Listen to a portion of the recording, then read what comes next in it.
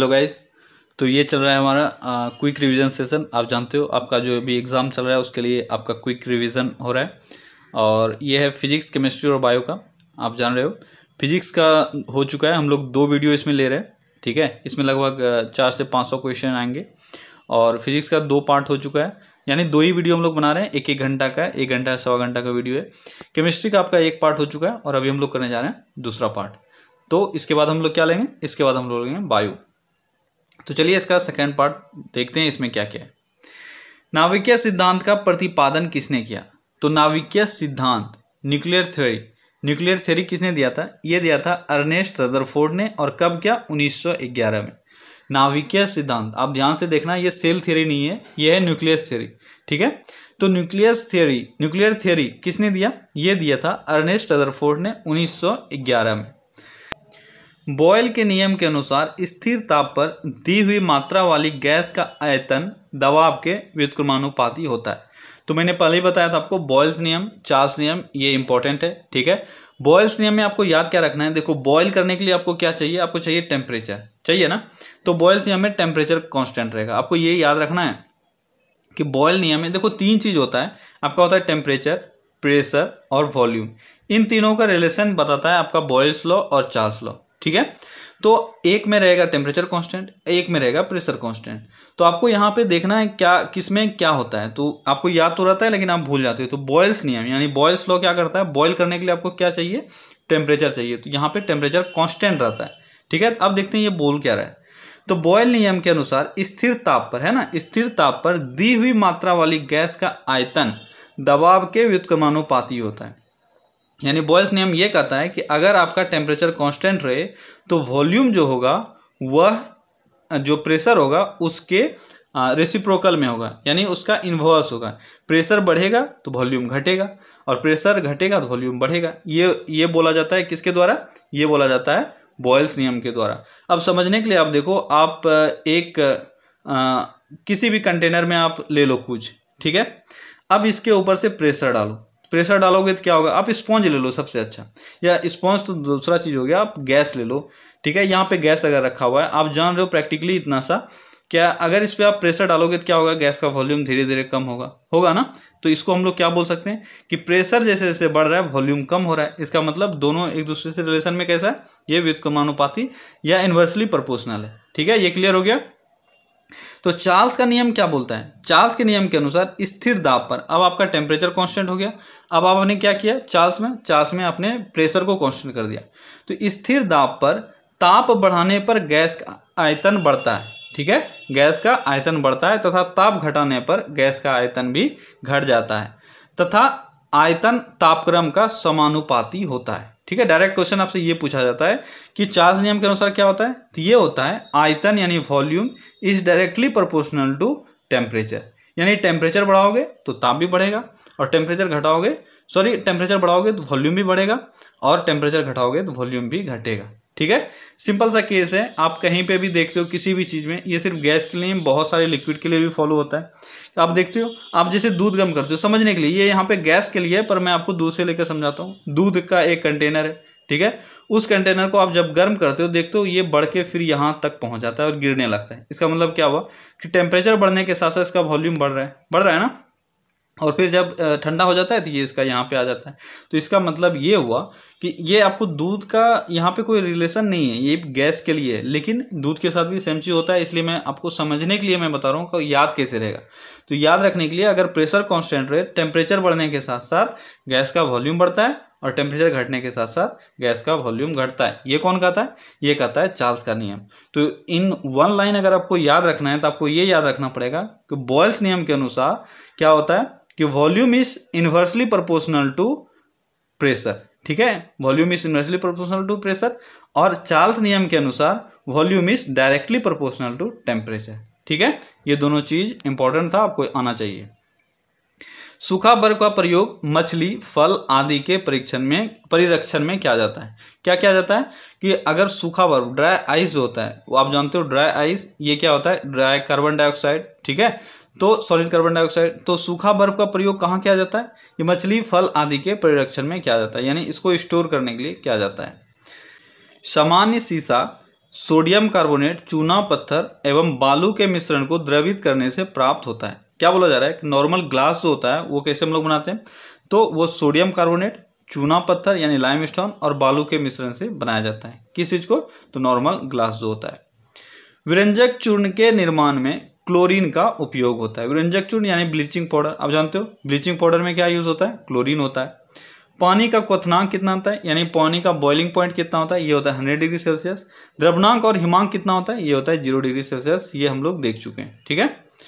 Polyester को England में विकसित किया गया था। इंपॉर्टेंट क्वेश्चन है, देखो इस तरह के क्वेश्चन अभी एग्जाम में आ रहे हैं, ठीक है। तो पॉलिस्टर का विकास कहाँ हुआ था, ये हुआ था इंग्लैंड में। कहाँ हुआ था पॉलिस्टर का विकास, इंग्लैंड में हुआ था। लाह एक प्राकृतिक प्लास्टिक है। लाह क्या चीज है, यह एक तरह का प्राकृतिक प्लास्टिक है। लाह आप जानते हो, लाह, ये लाह क्या होता है, ये एक तरह का प्राकृतिक यानी नेचुरल प्लास्टिक है। पैराफिन मोम उच्च हाइड्रोकार्बनों का मिश्रण होता है। तो पैराफिन मोम क्या होता है, पैराफिन मोम जो होता है वह उच्च हाइड्रोकार्बनों का मिश्रण होता है। क्या होता है, उच्च हाइड्रोकार्बनों का मिश्रण। क्या होता है, ये होता है पैराफिन। डीडीटी का पूरा नाम क्या है, डीडीटी का पूरा नाम क्या है, यह है डाइक्लोरो डाइफिनाइल ट्राइक्लोरोइथेन। डीडीटी का फुल फॉर्म क्या होता है, डाइक्लोरो डाइफिनाइल ट्राइक्लोरोइथेन, इसको हम लोग बोलते हैं डीडीटी। खाद्य पदार्थ के संरक्षण में बेंजोइक एसिड का प्रयोग किया जाता है। तो आपसे क्वेश्चन पूछा जाता है खाद्य पदार्थ के संरक्षण में निम्न में से क्या यूज किया जाता है, क्या यूज किया जाता है, ये यूज किया जाता है बेंजोइक एसिड, ठीक है। सोडियम एसीटेट को सोडा लाइम के साथ गर्म करके मीथेन प्राप्त किया जाता है। बहुत इंपॉर्टेंट क्वेश्चन है, आपसे पूछा जाएगा सोडियम एसीटेट को किस चीज के साथ गर्म करेंगे ताकि हमको मीथेन प्राप्त होगा, किस चीज के साथ, यह soda lime. Sodium acetate plus soda lime, इस दोनों को अगर आप गर्म करते हो तो आपको क्या मिलता है, आपको मिलता है मीथेन। तीसरा क्वेश्चन आपसे ये बनता है कि सोडियम एसीटेट तथा सोडा लाइम को जब आप मिक्स करते हो और उसको गर्म करते हो तो आपको क्या मिलता है, आपको मिलता है मीथेन। क्या याद रखना है आपको, सोडियम एसीटेट और सोडा लाइम इस दोनों को गर्म करने पे आपको मिलता है मीथेन। कांच को कठोर बनाने के लिए क्या यूज किया जाता है, तो कांच को कठोर बनाने के लिए पोटेशियम क्लोराइड का उपयोग किया जाता है। किस चीज का, पोटेशियम क्लोराइड का। कांच को कठोर बनाने के लिए पोटेशियम क्लोराइड का यूज किया जाता है। सर्वप्रथम कांच का निर्माण प्राचीन काल में मिस्र में हुआ था। तो कांच का निर्माण यानी ग्लास का निर्माण सबसे पहले कहाँ हुआ था, ये हुआ था मिस्र में। कहाँ हुआ था, मिस्र यानी इजिप्ट में सबसे पहले ग्लास का निर्माण हुआ था। सीमेंट में एल्यूमिना की मात्रा अधिक रहने पर वह शीघ्र जमता है, ठीक है। सीमेंट में जितना एल्यूमिना का मात्रा रहेगा वह उतना जल्दी जमेगा। किस चीज का मात्रा अधिक रहने पे, एल्यूमिना की मात्रा अधिक रहने पर सीमेंट जल्दी जमता है। हीलियम ब्रह्मांड में दूसरा सर्वाधिक मात्रा में पाया जाने वाला पदार्थ है। तो सबसे ज्यादा ब्रह्मांड में क्या है, यह है हाइड्रोजन, ठीक है। आपको याद रखना है सबसे ज्यादा ब्रह्मांड में हाइड्रोजन और दूसरा वो तत्व जो सबसे अधिक पाया जाता है वो है हीलियम, ठीक है। ओजोन गैस चांदी की चमक को काला कर देता है। क्या करता है, कौन सा गैस है ये है ओजोन गैस। जब चांदी ओजोन गैस के रिएक्शन ओजोन गैस के साथ रिएक्ट करती है तो वो हो जाता है काला, ठीक है। चांदी एक और जगह काला हो जाता है, अगर आप चांदी के चम्मच से अंडा खाओगे आपका चांदी काला पड़ जाएगा, ठीक है। तो अंडा के साथ ये रिएक्ट करके चांदी को काला कर देता है। लाल फास्फोरस का अनुसूत्र, लाल फास्फोरस का अनुसूत्र क्या होता है, ये होता है P2 तथा श्वेत फास्फोरस का अनुसूत्र क्या होता है, ये होता है P4। तो लाल फास्फोरस है P2 और श्वेत फास्फोरस है P4, ठीक है। आपको ये याद रखनी है, लाल फास्फोरस ये होता है P2 और श्वेत फास्फोरस होता है P4, जिसमें श्वेत फास्फोरस जो है ये बहुत अधिक रिएक्टिव होता है और बहुत ज़्यादा हाईली रिएक्टिव होता है। कार्बन डाइऑक्साइड गैस चूने के पानी को किस तरह का बना देता है। आप अगर चूने का पानी लेते हो उसमें कार्बन डाइऑक्साइड ब्लो करते हो तो कैसा हो जाएगा उसका कलर, उसका कलर मिल्की हो जाएगा यानी व्हाइट हो जाएगा, दूधिया कलर हो जाएगा, ठीक है। हीरा का आपेक्षिक घनत्व कितना होता है, हीरा का आपेक्षिक घनत्व, हीरा का आपेक्षिक घनत्व कितना होता है, ये होता है 3.52। हीरा का आपेक्षिक घनत्व कितना होता है, 3.52। काला हीरा को क्या कहा जाता है, तो इसको कहा जाता है कार्बोनेडो। काला हीरा को क्या कहा जाता है, इसको कहा जाता है कार्बोनेडो। हीरा का प्राकृतिक स्रोत क्या है, बहुत इंपॉर्टेंट क्वेश्चन है। हीरा का प्राकृतिक स्रोत है किम्बरलाइट पत्थर होता है, ठीक है, किम्बरलाइट पत्थर। हीरा का प्राकृतिक स्रोत क्या है, यह है किम्बरलाइट पत्थर। बहुत इंपॉर्टेंट क्वेश्चन है, हीरा का प्राकृतिक स्रोत यानी नेचुरल सोर्स क्या है हीरा का, यह है किम्बरलाइट पत्थर। हाइड्रोजन को भविष्य का ईंधन कहा जाता है। आप जानते हो ब्रह्मांड में सबसे अधिक मात्रा में जो तत्व पाया जाता है वो हाइड्रोजन, इसलिए इसको कहा जाता है भविष्य का ईंधन, क्योंकि बहुत अच्छा ईंधन साबित हो सकता है अगर हम लोग इसको यूज कर पाए तो। यूरेनियम धातु का निष्कर्षण मुख्यतः उसके अयस्क पिच ब्लेंड से किया जाता है। यूरेनियम का एक मेन अयस्क यानी ओर जो है वो है पिच ब्लेंड। मोनाजाइट थोरियम का अयस्क है, तो मोनाजाइट किसका अयस्क है? थोरियम का। पिच ब्लेंड किसका है? यह है यूरेनियम का। आपको ये दो चीजें, ये सब देखो अभी इस सीरीज में जो भी क्वेश्चंस आ रहे हैं वो सब वो क्वेश्चंस हैं जो आपको आना ही चाहिए, आप इसको छोड़ नहीं सकते। अदर जो चीजें हैं वो तो ठीक है, इतना सा कम से कम आपको आना चाहिए, इसलिए मैं ये करवा रहा हूँ। मोनाजाइट किसका अयस्क है? थोरियम का। और पिच ब्लेंड है आपका यूरेनियम का। ठीक है। पारा का निष्कर्षण मुख्यतः कहाँ से होता है? पारा यानी मरकरी। ठीक है। मरकरी का निष्कर्षण यानी एक्सट्रैक्शन मुख्यतः कहाँ से होता है? ये होता है सिनेबार अयस्क। तो मरकरी का एक मेन ओर जो है वो है सिनेबार। मतदान के समय मतदाताओं के उंगलियों पर क्या लगाया जाता है? इंपॉर्टेंट क्वेश्चन है, बहुत इंपॉर्टेंट क्वेश्चन। कि मतदान वोटिंग करने जो आप जाते हो, आपके उंगली पर एक स्याही लगाया जाता है, तो उसमें क्या होता है? उसमें होता है सिल्वर नाइट्रेट। क्या होता है? Silver nitrate. अभी तक बहुत बार ये क्वेश्चन एग्जाम में पूछा गया कि वोटिंग करने के टाइम में जो इंक आपके नाखून पे लगाया जाता है उसमें क्या रहता है? उसमें रहता है सिल्वर नाइट्रेट।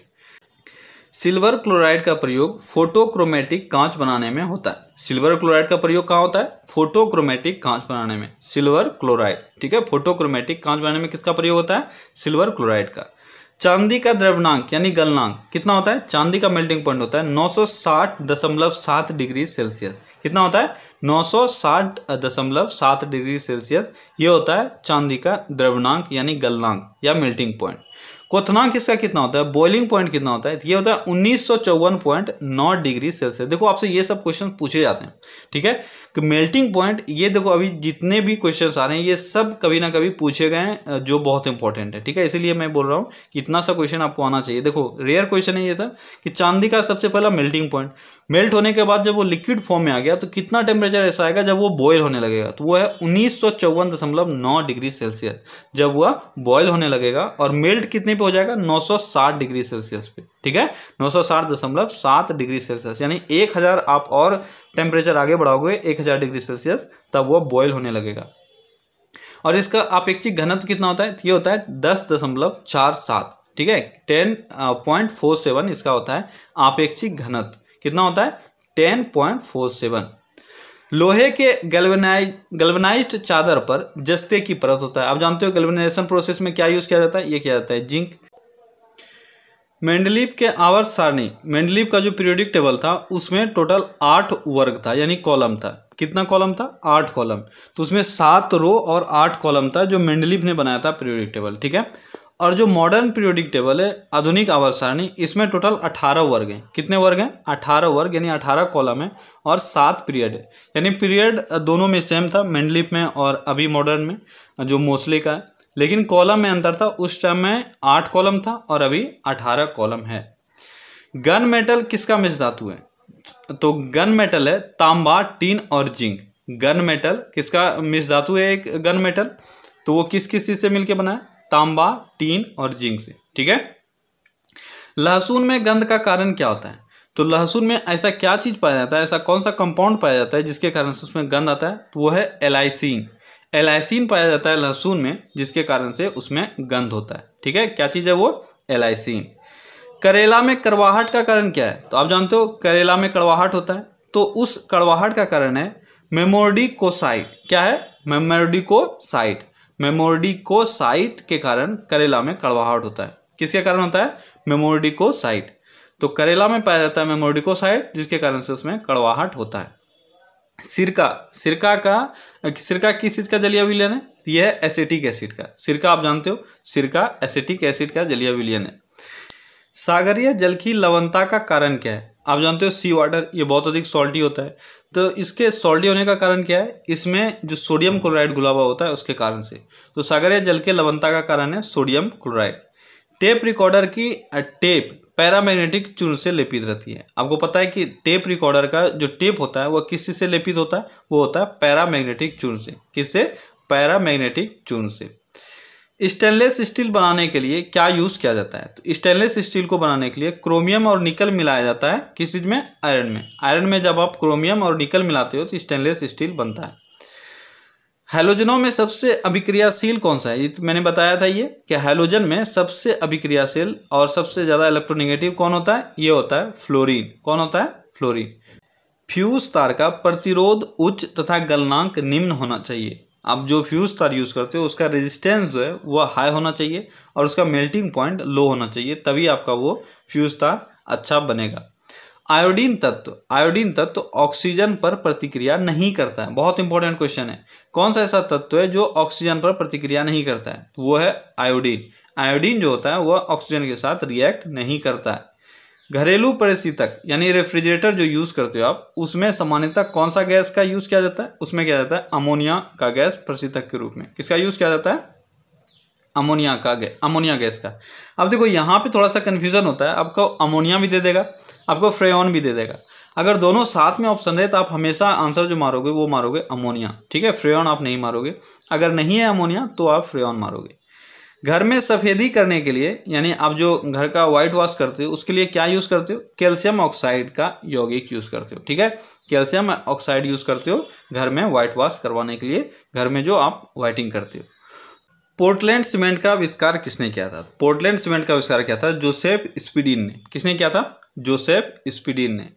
प्रतिस्थापन अभिक्रिया में संतृप्त यौगिक यूज किया जाता है, ठीक है। प्रतिस्थापन अभिक्रिया क्या हुआ? ये हुआ सब्स्टिट्यूशन रिएक्शन। तो सब्स्टिट्यूशन रिएक्शन में कैसा यौगिक यूज होता है? तो संतृप्त यौगिक भाग लेता है उसमें। एक अच्छे ईंधन का ऊष्मीयमान उच्च होता है, तो जो अच्छा ईंधन है, जो अच्छा फ्यूल है, उसका जो कैलोरीफिक वैल्यू होगा वो हाई होता है।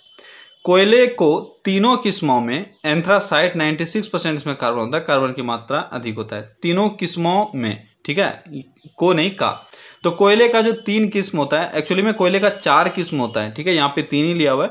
कोयले का 4 किस्म होता है, उस चारों में से सबसे अच्छा क्वालिटी का जो होता है वो होता है एंथ्रासाइट, और इसमें लगभग 96% कार्बन होता है। U-235 का नाभिक अस्थायी होता है। तो U-235 आप जानते हो, यूरेनियम 235, इसका जो न्यूक्लियस होता है यह अस्थायी होता है, यानी बहुत ही अनस्टेबल होता है, और सबसे ज़्यादा जो रिएक्टिव है वह यही है, सबसे ज़्यादा अनस्टेबल यूरेनियम 235 ही है। प्राकृतिक गैस में मुख्यतः क्या होता है? प्राकृतिक गैस मैंने बताया था, जो भी नेचुरल गैसेस हैं उसमें मेनली क्या पाया जाता है? मीथेन। मीथेन का अणु कैसा होता है? बहुत इंपॉर्टेंट क्वेश्चन है। मीथेन का अणु यानी मॉलिक्यूल कैसा होता है? ये समचतुष्फलकीय होता है। कैसा होता है? समचतुष्फलकीय। संतृप्त हाइड्रोजन एल्केन कहलाता है। तो जो भी संतृप्त हाइड्रोजन है उसको क्या कहते हैं? उसको कहते हैं एल्केन। क्या कहते हैं? एल्केन। अपमार्जक द्वारा कठोर जल में भी धुलाई कार्य किया जा सकता है। क्या बोला जा रहा है कि अपमार्जक यानी डिटर्जेंट, आप डिटर्जेंट को यूज करके हार्ड वाटर में भी धुलाई कर सकते हो, ठीक है। नियोप्रीन एक संश्लिष्ट रबर है। नियोप्रीन इंपॉर्टेंट क्वेश्चन है। नियोप्रीन क्या है? नियोप्रीन एक सिंथेसाइज्ड रबर है। क्या है नियोप्रीन? एक सिंथेसाइज्ड रबर। विलयन में विलय के अणु का आकार क्या होता है? किसी भी विलयन में विलय के अणु का आकार जो होता है वो लगभग 10⁻⁻10 सेंटीमीटर के आसपास होता है।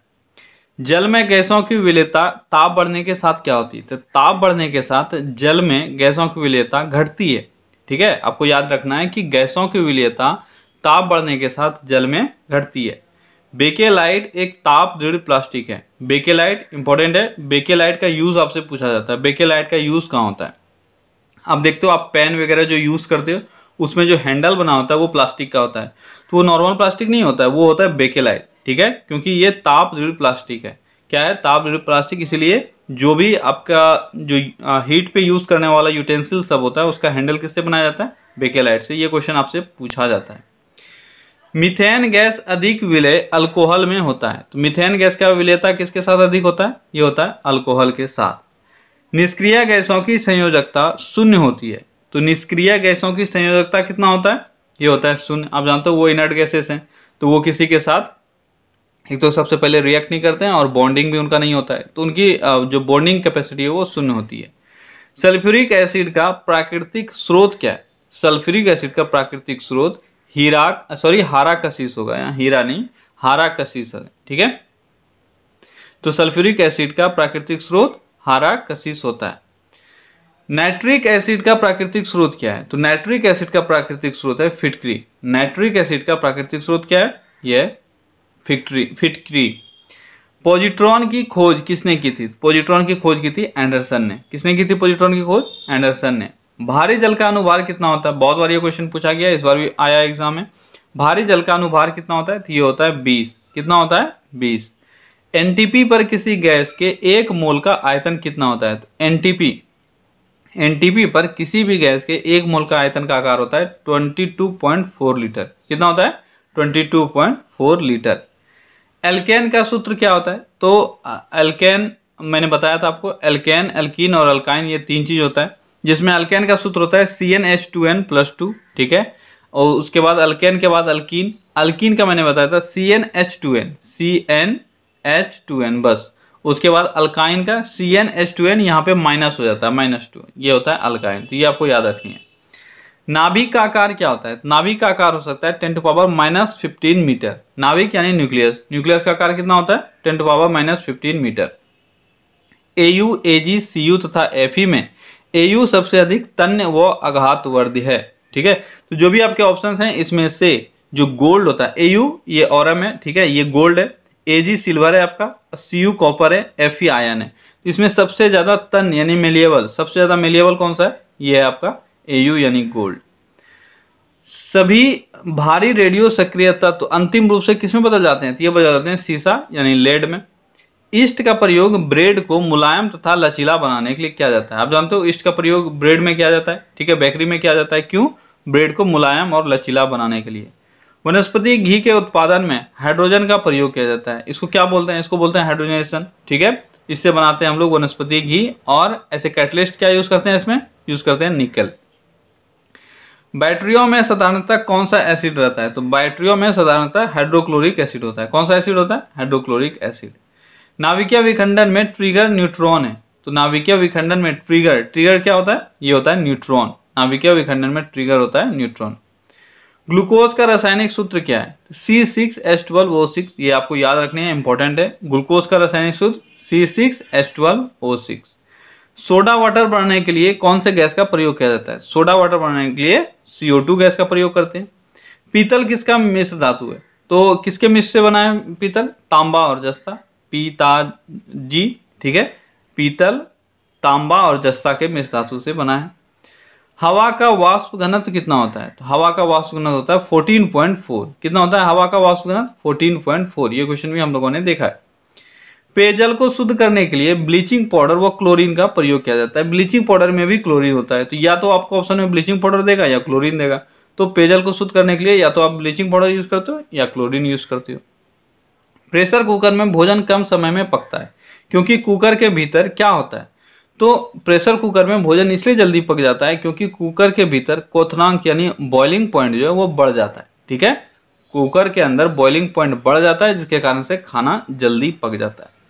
वायु सभी दिशाओं में दबाव बनाती है। आपको पता है कि वायु, एयर जो है वह किसी एक डायरेक्शन में प्रेशर नहीं बनाती है, वो सभी दिशाओं में प्रेशर इक्वली बनाती है। मैनोमीटर यंत्र का प्रयोग क्यों करते हैं हम लोग? मैनोमीटर का प्रयोग करते हैं गैसों की दाब को मापने के लिए। गैसों की दाब को मापने के लिए हम लोग किसका प्रयोग करते हैं? मैनोमीटर का। ओजोन परत के ह्रास के लिए उत्तरदायी गैस कौन सा है? तो ओजोन अपक्षय इसको बोलते हैं या ओजोन डिप्लेशन बोलते हैं। तो ओजोन डिप्लेशन के लिए कौन सा गैस उत्तरदायी है? यह क्लोरोफ्लोरोकार्बन यानी CFC। ठीक है। गन धातु यानी गन मेटल, गन मेटल किसका मिश्र धातु है? यह कॉपर, टीन और जिंक। Sn टीन हुआ, Cu कॉपर हुआ, Zn जिंक हुआ। तो कॉपर, टीन और जिंक का मिश्र धातु है आपका गन मेटल। विरंजक चूर्ण का सूत्र क्या होता है? विरंजक चूर्ण यानी ब्लीचिंग पाउडर, इसका सूत्र क्या होता है? इसका सूत्र होता है CaOCl। ठीक है, CaOCl, इसको बोलते हैं विरंजक चूर्ण यानी ब्लीचिंग पाउडर का सूत्र। इंपॉर्टेंट है, आप इसको याद रखो। वॉशिंग सोडा का रासायनिक नाम क्या है? तो वॉशिंग सोडा का रासायनिक नाम है सोडियम कार्बोनेट, और खाने वाला सोडा का सोडियम बाइकार्बोनेट। ब्लीचिंग पाउडर यानी विरंजक चूर्ण का रासायनिक नाम क्या है? Calcium hypochloride. क्या है इसका? Calcium hypochloride, calcium hypochloride. तो CaOCl, इसको क्या बोलते हैं? इसको बोलते हैं कैल्शियम हाइपोक्लोराइड। ठीक है। तारपीन का तेल भाप आसवन विधि द्वारा शुद्ध किया जाता है। तो तारपीन का तेल, ये भी इंपॉर्टेंट क्वेश्चन है कि तारपीन के तेल को शुद्ध कैसे करते हैं हम लोग? तो भाप आसवन विधि से, भाप आसवन विधि से तारपीन का तेल को शुद्ध किया जाता है। सोने के आभूषण बनाते समय इसको कठोर बनाने के लिए उसमें क्या मिलाया जाता है? उसमें मिलाया जाता है तांबा। आप जानते हो कि सोना अगर ज्वेलरी हम बनाना चाहते हैं तो बिना किसी धातु के मिक्स किए हुए हम लोग नहीं बना सकते हैं, प्योर गोल्ड को यूज नहीं कर सकते हैं, इसलिए उसमें मिलाया जाता है कुछ अमाउंट में तांबा। सिरके में कौन सा एसिड पाया जाता है? सिरके में एसिटिक एसिड पाया जाता है। वेल्डिंग में एसिटिलीन तथा ऑक्सीजन गैसों का मिश्रण होता है। वेल्डिंग में किसका गैसों का प्रयोग किया जाता है? एसिटिलीन तथा ऑक्सीजन गैसों के मिश्रण का प्रयोग किया जाता है। किसमें? तो वेल्डिंग में। ठीक है, एसिटिलीन तथा ऑक्सीजन। कार व मोटरों में प्रयोग किया जाने वाला पेट्रोल कौन सा है? तो कार व मोटरों में प्रयोग किया जाने वाला पेट्रोल है हाइड्रोकार्बन। कौन सा है? कार व मोटरों में प्रयोग किया जाने वाला पेट्रोल हाइड्रोकार्बन। क्रोमियम तत्व सभी रंगीन यौगिक बनाता है। आपको ये क्वेश्चन बार बार पूछा जाता है कि कौन सा ऐसा तत्व है जो सभी रंगीन यौगिक बनाता है? वो है क्रोमियम। कौन सा तत्व है वो है क्रोमियम। अर्जेंटाइट चांदी का अयस्क है। आप जानते हो चांदी का सिंबल क्या होता है? एजी होता है। ठीक है, ये यहीं से आया है अर्जेंटाइट से। तो अर्जेंटाइट किसका अयस्क है? ये है चांदी का। तो अर्जेंटाइट या अर्जेंटम इसको आप बोल सकते हो। ठीक है, अर्जेंटम या अर्जेंटाइट। ऑक्रिया गैस की खोज किसने की थी? इनर्ट गैसेस का इंपॉर्टेंट है। इनर्ट गैसेस का खोज किया था रैमजे ने। किसने किया था? रैमजे ने इनर्ट गैसेस का खोज किया था। पीले फास्फोरस को जल में रखा जाता है। पीला फास्फोरस या उजला फास्फोरस। ठीक है, तो इसको कहाँ रखते हैं हम लोग? इसको रखते हैं जल में। शराब में एथिल अल्कोहल उपस्थित होता है। शराब में कौन सा अल्कोहल होता है? ये होता है एथिल अल्कोहल। शराब जो आप पीते हैं इसमें कौन सा अल्कोहल होता है? ये होता है एथिल अल्कोहल। अच्छा, अगर ऑप्शन आपको मिथाइल अल्कोहल रहे तो वो आप कभी मत मारना, क्योंकि उसमें कन्फ्यूजन होता है और आप मार देते हो। मिथाइल अल्कोहल वो थोड़ा जहरीला होता है, इसलिए हम लोग यूज नहीं करते हैं उसको शराब में। तेल शोधक कारखानों में प्रदूषण के रूप में सल्फर डाइऑक्साइड गैस निकलती है। तेल शोधक कारखाना, इंपॉर्टेंट क्वेश्चन है कि तेल शोधक कारखाना, तेल शोधक ऑयल रिफाइनरीज जो है उसमें से कौन सा गैस प्रदूषण के रूप में निकलती है? तो वो है सल्फर डाइऑक्साइड, SO2। ठीक है, सल्फर डाइऑक्साइड निकलता है तेल शोधक कारखाना में। जर्मन सिल्वर कॉपर, जिंक तथा निकल धातु का मिश्र धातु है। तो जर्मन सिल्वर किससे बनता है? जर्मन सिल्वर बनता है कॉपर, जिंक और निकल से। जर्मन सिल्वर किससे बनता है? कॉपर, जिंक और निकल से बनता है जर्मन सिल्वर। जल का वाष्प में बदलना ये एक कैसा परिवर्तन है? ये भौतिक परिवर्तन है। आप जानते हो जल वाष्प में बदला, फिर वाष्प से ये वापस जल में बदल सकता है, तो ये एक भौतिक परिवर्तन है। प्रकृति में सबसे अधिक मात्रा में पाया जाने वाला कार्बनिक यौगिक कौन सा है? तो प्रकृति में सबसे अधिक मात्रा में पाया जाने वाला कार्बनिक यौगिक है सेलुलोज। कौन सा है? सेलुलोज। पेट्रोलियम में एक विशेष प्रकार की गंध होती है। वह गंध किसके कारण होती है? तो आप जानते हो सल्फर का एक यौगिक मिलाया जाता है। कौन सा? वो है आपका इथाइल मरकप्टन। तो उस इथाइल मरकप्टन के कारण पेट्रोल में एक विशेष प्रकार का गंध होता है। आइसोप्रीन रासायनिक विधि से तैयार किया गया एक रबर। आइसोप्रीन क्या है? आइसोप्रीनिक रासायनिक विधि से तैयार किया गया रबर है। ठीक है, तो आपसे पूछा जाता है रबर किसका बहुलक है? तो आइसोप्रीन का। फिटकरी में जल के कितने अणु होते हैं? इंपॉर्टेंट क्वेश्चन है। फिटकरी में जल के 4 अणु होते हैं। जब आप इसका फॉर्मूला लिखोगे तो वहां से आपको पता चलेगा कि फिटकरी में जल के कितने अणु होते हैं? 4 अणु। बर्तनों में कलई करने के लिए किस चीज का हम लोग प्रयोग करते हैं? तो अमोनियम क्लोराइड का प्रयोग करते हैं। बर्तनों में कलई करने के लिए अमोनियम क्लोराइड का प्रयोग किया जाता है। संचायक बैटरी में कौन सा धातु यूज किया जाता है? संचायक बैटरी में सीसा धातु का यूज किया जाता है। फिटकरी का व्यावसायिक नाम क्या है? फिटकरी का व्यावसायिक नाम है पोटास आलम। ठीक है, तो आपको क्वेश्चन थोड़ा सा उल्टा है कि किस चीज का व्यावसायिक नाम है फिटकरी? तो पोटास आलम का व्यावसायिक नाम है फिटकरी। पोटास आलम जो होता है वो आपको फिटकरी नाम से मार्केट में अवेलेबल मिलता है।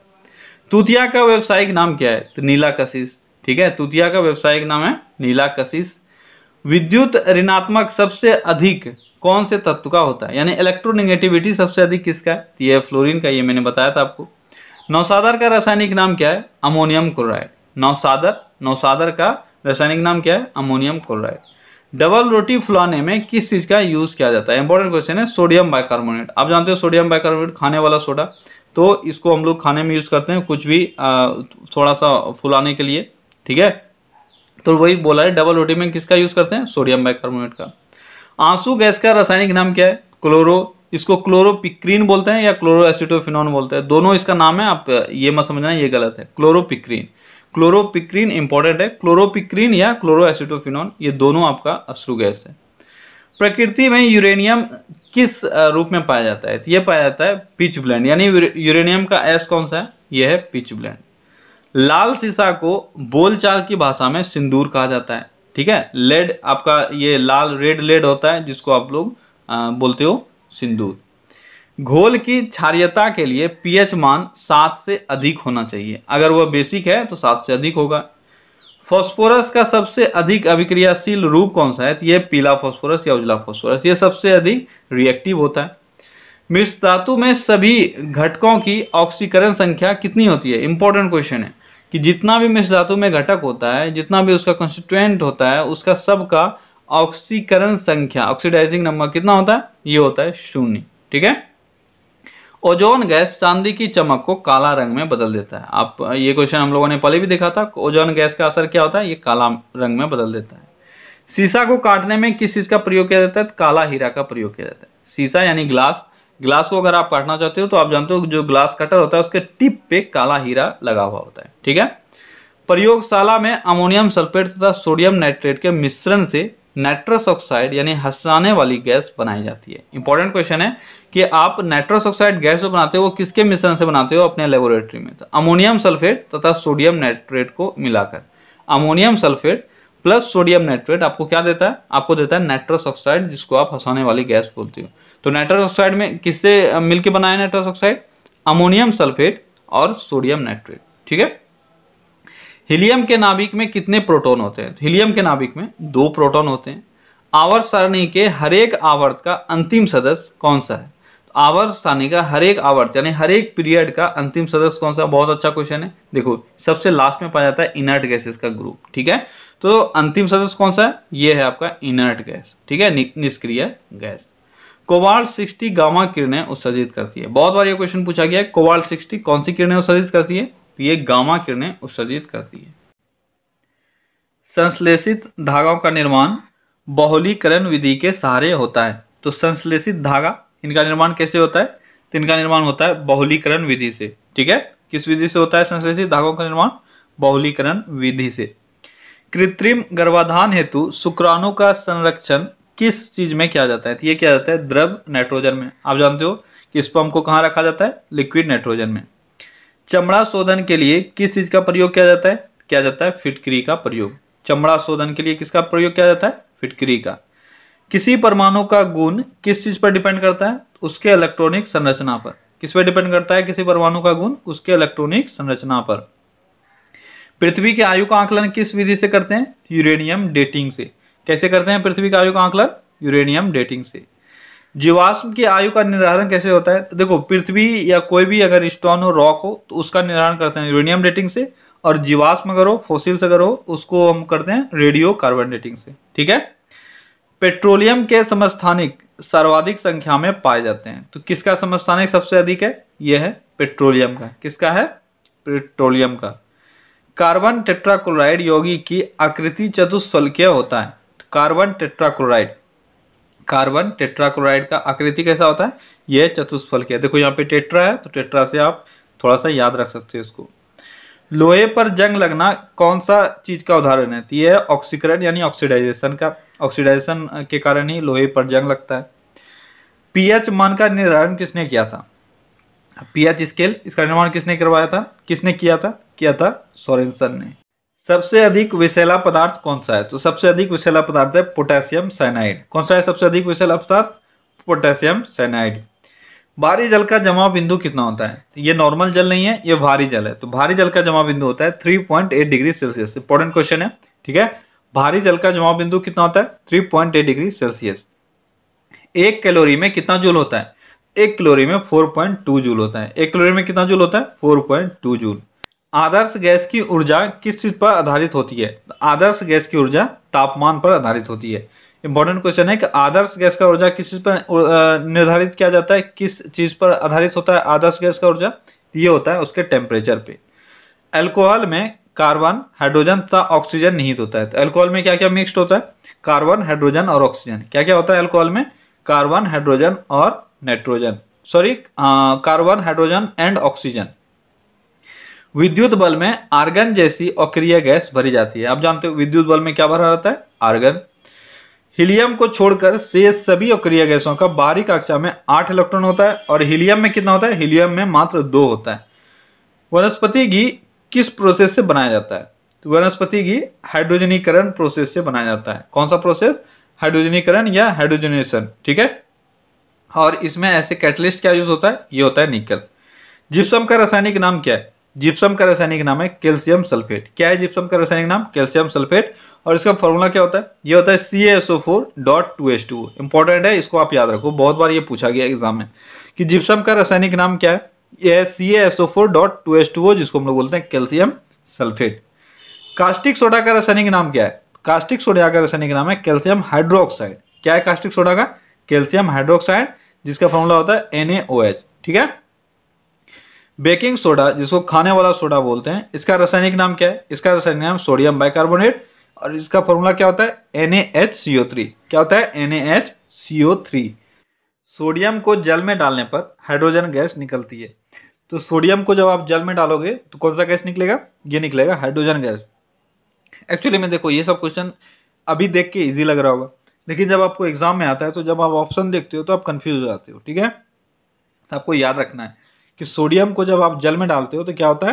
हाइड्रोजन गैस निकलता है। और आपको पता होना चाहिए कि सोडियम जो है वो जल में जलने लगता है, इसलिए इसको हम लोग रखते हैं कहाँ प्रिजर्व करके? ये रखते हैं केरोसिन में। अगला क्वेश्चन है, पृथ्वी पर कुल जल में मीठे पानी का भंडार कितना है? यानी कि आप पीने योग्य पानी बोल सकते हो, कितना है? यह मात्र 2.7%। कितना है? 2.7%। मिल्क ऑफ मैग्नीशिया को क्या कहा जाता है? तो मिल्क ऑफ मैग्नीशिया किसको कहा जाता है? ये कहा जाता है मैग्नीशियम हाइड्रोक्साइड को, MgOH। इंपॉर्टेंट क्वेश्चन है। मिल्क ऑफ मैग्नीशिया का रासायनिक नाम क्या है? या आप बोल सकते हो मिल्क ऑफ मैग्नीशिया किसको कहा जाता है? यह कहा जाता है मैग्नीशियम हाइड्रोक्साइड यानी MgOH को। एल्यूमिनियम का प्रमुख अयस्क कौन सा है? तो एल्यूमिनियम का प्रमुख अयस्क है बॉक्साइट। कौन सा एल्यूमिनियम का प्रमुख अयस्क? बॉक्साइट, जिसका फॉर्मूला क्या होता है? ये होता है Al2O3 2H2O। क्या होता है? Al2O3.2H2O। ये होता है एल्यूमिनियम का अयस्क बॉक्साइट का आपका फॉर्मूला। वात्यावट्टी में कार्बन मोनोऑक्साइड द्वारा आयरन ऑक्साइड उपचयित होता है, ठीक है। वात्यावट्टी आपका हो गया फर्नेस। फर्नेस में क्या होता है? कार्बन मोनोऑक्साइड के द्वारा आयरन ऑक्साइड को रिड्यूस किया जाता है, यानी उपचयित किया जाता है। फ्यूज का तार सीसा और टीन के मिश्र धातु से बना होता है। फ्यूज का तार किससे बना होता है? सीसा और टीन का मिश्र धातु से। कांसा मिश्र धातु किसका है? तो कांसा मिश्र धातु है कॉपर तथा टीन का। कांसा किस चीज का मिश्र धातु है? कॉपर और टीन का।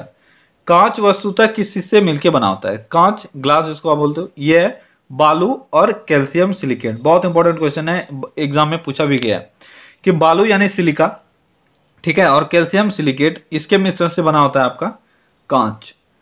महो मापने या महो स्केल, इसका उपयोग किस चीज में किया जाता है? इसका उपयोग किया जाता है धातुओं की कठोरता मापने के लिए, ठीक है। धातुओं की कठोरता मापने के लिए हम लोग किस यंत्र का यूज करते हैं? महो मापनी का या महो स्केल का। इंपॉर्टेंट क्वेश्चन है। भविष्य का ईंधन किसको कहा जाता है? तो ये कहा जाता है हाइड्रोजन को। टंगस्टन का गलनांक बिंदु कितना होता है? तो ये होता है 3000 डिग्री सेल्सियस के आसपास, ठीक है। टंगस्टन का गलनांक बिंदु 3000 डिग्री सेल्सियस के आसपास होता है। देखो मैं आसपास बोल रहा हूँ, यहाँ पे थोड़ा बहुत रिड्यूस करके भी आपको दे सकता है, 2700 डिग्री सेल्सियस, कहीं पे आपको 2800 मिलेगा, ठीक है। तो 3000 डिग्री सेल्सियस के आसपास होता है। प्राकृतिक रबर किसका बहुलक है? तो यह है आइसोप्रीन का। आप सब जानते हो प्राकृतिक रबर आइसोप्रीन का बहुलक है। पेट्रोल का मुख्य संघटक क्या है? तो पेट्रोल का मुख्य संघटक है ऑक्टेन, और ऑक्टेन नंबर से ही हम लोग पेट्रोल की शुद्धता का जांचते हैं कि कितना शुद्ध पेट्रोल है, ठीक है। फोटोग्राफी में फिक्सर के रूप में क्या यूज किया जाता है? तो यहाँ पे आपको या तो सोडियम थायोसल्फेट रहेगा या कहीं पे आपको सिल्वर ब्रोमाइड रहेगा, ठीक है। जो आपके ऑप्शन में रहेगा आप मारना। अगर सोडियम थायोसल्फेट है तो आप सोडियम थायोसल्फेट मारना। कार्बन, हाइड्रोकार्बन का प्राकृतिक स्रोत क्या है? ये कच्चा तेल, ठीक है। कच्चा तेल, ये क्रूड ऑयल, ये हाइड्रोकार्बन का प्राकृतिक स्रोत। पेट्रोलियम की गुणवत्ता, अभी मैंने बताया था आपको, पेट्रोलियम की गुणवत्ता हम लोग कैसे प्रदर्शित करते हैं? ये करते हैं ऑक्टेन नंबर से। किसे करते हैं? ऑक्टेन नंबर से। रासायनिक यौगिक का सबसे छोटा संभावी यूनिट कौन सा है? रासायनिक यौगिक है, मैंने आपको बहुत बार बताया कि यौगिक यानी कंपाउंड, इसका सबसे छोटा यूनिट कौन सा होता है? ये होता है अणु यानी मॉलिक्यूल। और यहीं पे अगर रासायनिक तत्व दे तो तत्व का हो जाएगा परमाणु। आप इसका ध्यान रखना, अगर यौगिक यानी कंपाउंड दे तो होगा अणु यानी मॉलिक्यूल, और अगर यहाँ पे तत्व यानी एलिमेंट दे दे तो एलिमेंट का सबसे छोटा यूनिट हो जाएगा परमाणु, ठीक है। तो आप इस चीज का ध्यान रखना। परमाणु वह सबसे छोटा कण है जिसमें उस तत्व के सभी गुण वर्तमान होते हैं। ठीक है। देखो यहाँ पे मैंने इसको करेक्ट करके परमाणु किया है, पहले आपका जो ओरिजिनली बुक में था वो था अणु। ठीक है, तो बहुत सारे ऐसे गलतियां मिल जाएंगे आपको जो आपको लगता है कि वो सही है पर वो गलत है। अब देखो यहाँ पे मैंने बताया तत्व, आपको बस ध्यान रखना है किस चीज का पूछा जा रहा है, तत्व। तो सबसे छोटा जो किसी भी सब्सटेंसेस का हो सकता है, किसी भी तत्व का हो सकता है, सबसे छोटा पार्टिकल वो है परमाणु, जिसमें सभी कैरेक्टरिस्टिक्स जो भी उस तत्व के हैं वो विद्यमान होता है। ठीक है, अगर यहाँ पे आपको स्पेशली पूछ दे, यहाँ पे तत्व के जगह पे यौगिक लिख दे, कंपाउंड लिख दे, तो आपका होगा अणु, नहीं तो हमेशा आपका आंसर होगा परमाणु। ठीक है, परमाणु की प्रभावी त्रिज्या कितनी होती है? परमाणु की प्रभावी त्रिज्या होती है 10⁻⁻10 मीटर। किसी भी परमाणु का प्रभावी त्रिज्या कितना होता है? ये होता है 10⁻⁻10 मीटर। एनटीपी पर एक मोल गैस का आयतन कितना होता है? एनटीपी पर एक गैस मोल का आयतन हो सकता है 22.4 लीटर। ये याद रखना इंपॉर्टेंट है। एनटीपी पर एक मोल गैस का आयतन कितना होता है? 22.4 लीटर। ग्लूकोज का मूलानुपाती सूत्र क्या होता है? ग्लूकोज का मूलानुपाती सूत्र होता है CH2O। क्या होता है? CH2O। अब ग्लूकोज का फॉर्मूला आपको पता है, ग्लूकोज का फॉर्मूला क्या होता है? C6H12O6। अब आपको ऑप्शन में ये भी मिलेगा, पर ये उसका मूलानुपाती सूत्र नहीं होगा। मूलानुपाती सूत्र क्या होता है? ये होता है एम्पेरिकल फॉर्मूला। तो ग्लूकोज का एम्पेरिकल फॉर्मूला होता है CH2O।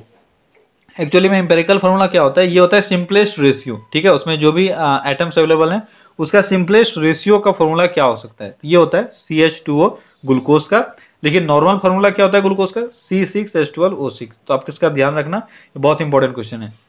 चाय में उत्तेजित पदार्थ होता है थीन और कॉफी में होता है कैफीन, ये आप सब जानते हो। सर्वाधिक वैद्युत धनात्मक तत्व कौन सा है? ये है फ्रेंसियम। क्या है? यह है फ्रेनीशियम, सर्वाधिक वैद्युत धनात्मक तत्व। इंपॉर्टेंट क्वेश्चन है। सबसे अधिक वैद्युत धनात्मक तत्व कौन सा है? यह है फ्रेनीशियम। Fr इसका सिंबल होता है और इसका नाम क्या है? फ्रेनीशियम। Iron sulphide FeS2, iron sulphide को कहा जाता है झूठा सोना। ठीक है, या बेवकूफ का सोना कहा जाता है। किसको? आयरन सल्फाइड को। आयरन सल्फाइड को कहा जाता है बेवकूफों का सोना। पेय पदार्थ शराब को सड़ने से बचाने के लिए उसमें क्या मिलाया जाता है? तो शराब को सड़ने से बचाने के लिए उसमें मिलाया जाता है बेंजोइक एसिड। किसी भी चीज को सड़ने से बचाने के लिए हम लोग उसमें बेंजोइक एसिड मिलाते हैं। अप्सरा परमाणु रिएक्टर में ईंधन के रूप में क्या यूज किया जाता है? तो ईंधन के रूप में यूज होता है यूरेनियम। आप सब जानते हो कि न्यूक्लियर रिएक्टर में यूरेनियम हम लोग ईंधन की तरह यूज करते हैं। तो अप्सरा परमाणु रिएक्टर है, उसमें भी यूरेनियम ही यूज होता है। प्रयोगशाला में बनाया गया पहला कार्बनिक यौगिक कौन सा था? यह था यूरिया। कृत्रिम सांस के लिए प्रयुक्त सिलेंडरों में कौन सा गैस होता है? तो उसमें होता है ऑक्सीजन प्लस हीलियम। कौन सा होता है? Oxygen plus helium.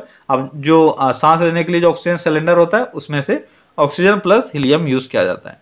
आदर्श गैस की आंतरिक ऊर्जा किस चीज पर निर्भर करती है? ये हम लोगों ने ऊपर भी देखा था, उसके टेम्परेचर पर निर्भर करती है। द्रव अवस्था में पाया जाने वाला एकमात्र अधातु कौन सा है? यह है ब्रोमीन। वो अधातु जो द्रव अवस्था में पाया जाता है वो है ब्रोमीन, और वो धातु जो द्रव अवस्था में पाया जाता है वो है आपका मरकरी यानी Hg।